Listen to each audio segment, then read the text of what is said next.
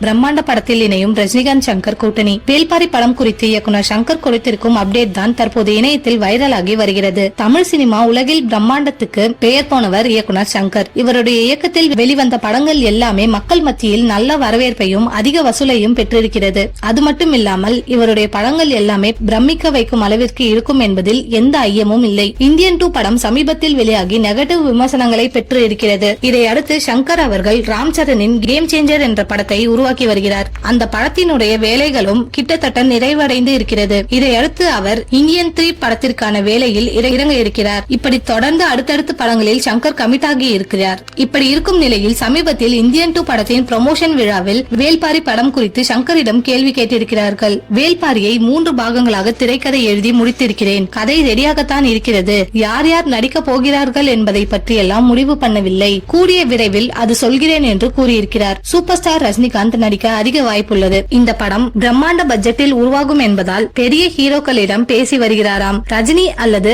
அஜித், சூர்யா நடிக்கவே அதிக வாய்ப்புள்ளது.